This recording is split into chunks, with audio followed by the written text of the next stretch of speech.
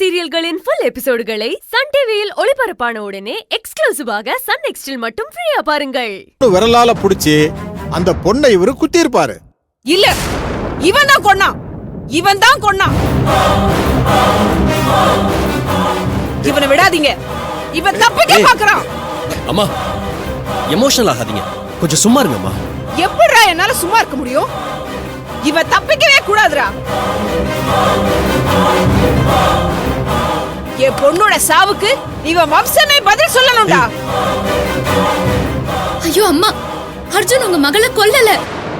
ஒரு அப்பாவியான நல்லவர் மேல போய் பழி போடாதீங்கம்மா. ஏய், ஆர்டர் ஆர்டர் ஆர்டர். என்ன நினைச்சிட்டு இருக்கீங்க? உங்களுக்குள்ளேயே பேசி அடிச்சுக்கிட்டா அப்புறம் கோர்ட் எதுக்கு, ஜட்ஜ் எதுக்கு, சட்டம் எதுக்கு? அமைதியா உட்காருங்க. அம்மா உட்காருங்கம்மா, உட்காருங்க. உட்காருங்கம்மா. Sorry madam. மலர் உட்காருமா. This is last warning. You proceed. Your honour, நான் சொல்றதை விட அன்னைக்கு நைட்டு என்ன நடந்ததுன்னு அர்ஜுனோட மனைவியான மலர் சொல்லுவாங்க.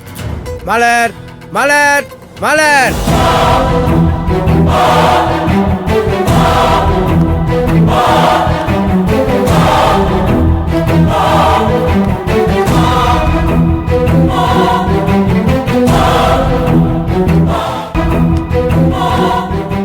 மலர், அன்னைக்கு என்ன நடந்ததோ அது ஒண்ணு விடாம எல்லாத்தையும் ஜட்ஜ மாட்ட சொல்லுங்க. கண்டிப்பா உங்களுக்கு நியாயம் கிடைக்கும். ஓகே மேடம், இவர் சொன்ன எல்லாமே உண்மைதான் மேடம். நிக்கிதா கொலையான அன்னைக்கு என்னோட பர்த்டே. அர்ஜுன் எனக்கு சர்ப்ரைஸா நிறைய விஷயங்கள் பண்ணிருந்தாரு. நாங்க எல்லாருமே அப்போ ரொம்ப சந்தோஷமாவே இருந்தோம்.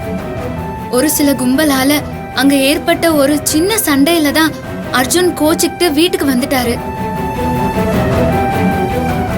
வரும்போது ஒரு அப்செட்ல அவர் குடிச்சிட்டு வந்திருக்காரு மேடம்.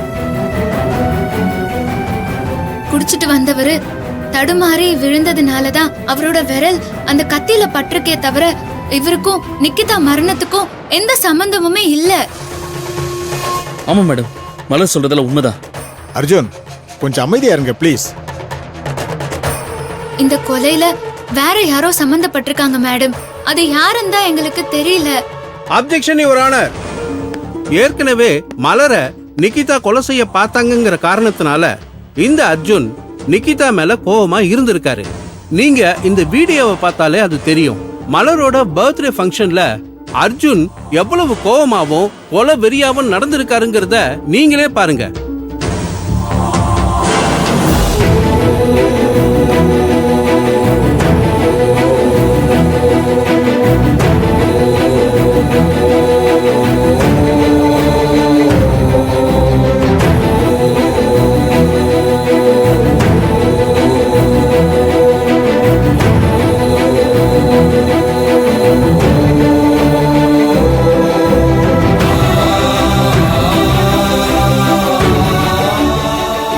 பிரகாஷ், இவ எந்த காரணத்தை கொண்டு தப்பிச்சிடவே கூடாதுடா.